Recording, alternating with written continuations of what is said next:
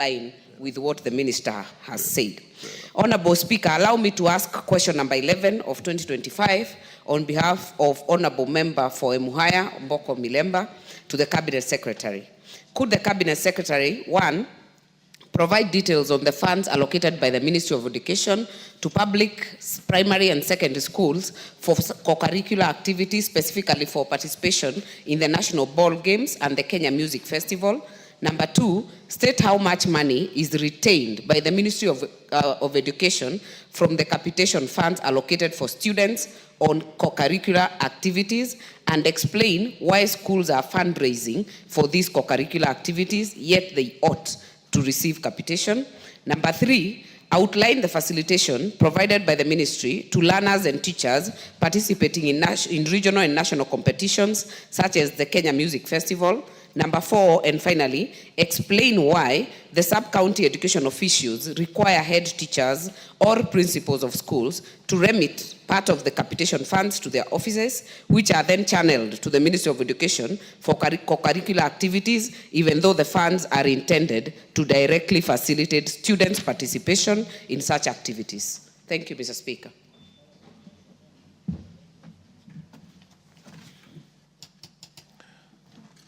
Okay, Minister, proceed. Mr. Speaker, the Ministry of Education allocates funds for co-curricular activities as part of the annual capitation for primary, junior, and secondary schools as follows. For primary schools, co-curricular funding is embedded within the free primary education vote and with a portion dedicated to sports, games, and performing arts, that is drama and music festivals. The sum of Kenya shillings 76 per learner per year is earmarked for sports, games, and performing arts activities. For secondary schools, under the free secondary education program, Kenya shillings 1,500 per learner per year is allocated for co-curricular activities. This allocation covers a wide range of school games, sports, and performing arts. These funds are intended to support schools' co-curricular activities at the sub-county, county, regional, and national levels. The support is in the areas of transport, accommodation of participants and officials, water provision, medical services, and other championship and festival costs. Mr. Speaker, the funds, that is the 76 shillings and the Kenya shillings 1,500, are not assigned per discipline, for example, for ball games or music festivals. The schools themselves prepare budgets and allocations per the activity that they participate in. Mr. Speaker, it is also important to note that except for the transportation of learners, the national games and national music festivals are funded by the Sports, Arts, and Social Development Fund and thus do not depend on capitation. Mr. Speaker, on the second question, the ministry retains part of the capitation earmarked for co-curricular activities as follows. Kenya shillings per learner per year for primary school and Kenya shillings 500 per learner per year for secondary schools. These funds that are retained are consolidated and sent to the regional, county, and sub-county offices to run co-curricular activities at those levels. The balance of the amount is sent directly to the schools. However, it is important to note the following challenges that impact on resources. Number 1, cost of national representation. When schools qualify for presentation to represent counties or regions at national competitions, the cost of participation often exceeds the standard capitation provided for because the funding formula is designed for average participation at the local and sub-county levels. National participation involves hiring of transport, boarding facilities, and logistical costs. Number 2, delayed disbursements. Occasionally, delayed release of funds by National Treasury affects timely facilitation, leading to schools needing to bridge funding gaps through internal fundraising or support from the local stakeholders and other well-wishers. Number 3, specialized events. Some competitions, e.g. music festivals, performances, involve things like costumes, instruments, and choreography. These require specialized resources beyond the standard per learner allocation. The ministry is reviewing funding guidelines to address these gaps and reduce reliance on support from other well-wishers as much as that may be necessary due to limited resources and higher requirements.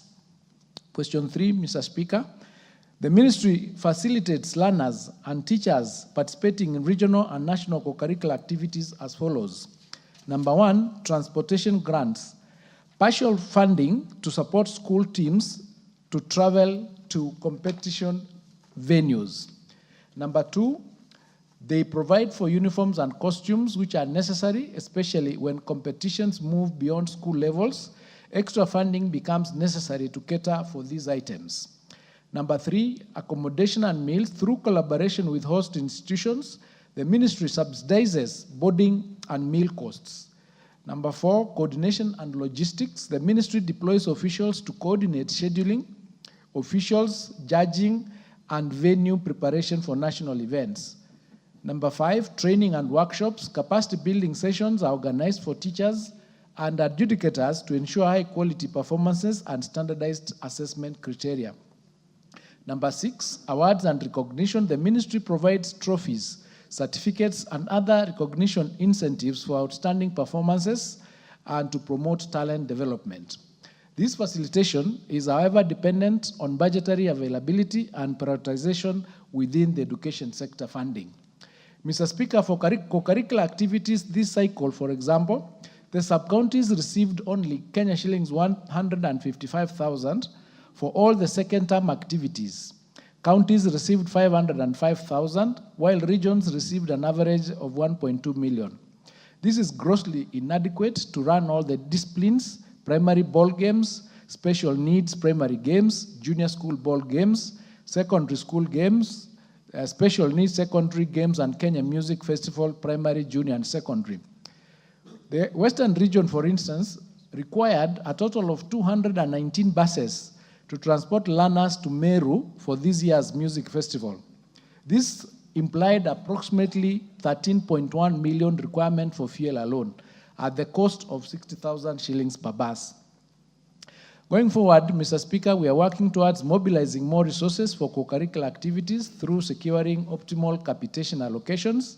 And at the same time, we are also working to achieve cost effectiveness in the management of co-curricular activities, including exploring, for example, digitizing some aspects of the co-curricular activities like virtual adjudication. And lastly, Mr. Speaker, the ministry's field officers are not authorized to demand remittances from schools' capitation funds for any purpose whatsoever. Capitation funds are intended to be managed at the school level per learner-centered activities, including co-curricular participation. If there are any cases, again, of schools being compelled to remit such funds, the ministry would appreciate reports to inform appropriate and immediate action. The ministry's field officers may only be involved if schools, on their own volition, seek support in coordinating the pooling of resources to centralize logistics for cluster-based activities. Where this is done, the field officers are required to do so in a transparent and accountable manner and in conjunction with the schools themselves. I submit. Thank you, Mr. Speaker. And on the last one, of course, to the CS, it wouldn't be official for them to complain openly, to say they have received money. But this matter was very heated on this floor. And that time, the music festivals, I think, were in Meru. And many of these schools were stranded. And that's why this question was raised, because they were coming to the MPs to help them fund fuel, food, or any other expenses. But my follow-up then would be, Mr. Speaker, if you give 76 shillings only and then retain 40 shillings per learner, then it means already you're giving 36 shillings only. And you have retained 500 from 1,500 from secondary schools. By all means, this money cannot be sufficient at all. So my follow-up then would be, when you say that you're working and reviewing funding guidelines, what exactly does the minister mean? Is it the issue of budgeting, or is it the issue of vote allocation so that you are looking at how much goes to co-curricular activities. And maybe some of these issues should be done before we head to the next national competitions, because I know I've seen schools really struggle to fund sports, to fund music festivals, and even costumes. In fact, it has been easy because of the coalition with the NGCDF. I know, like in my sub-county, issue like costumes and uniforms for games, we did through NGCDF. So maybe the CS can clarify that. What does that exactly mean? And where does that money that is retained go exactly? And does it translate to go to the schools? Because schools still struggle. Thank you. Yes, the Honorable MP Foyata.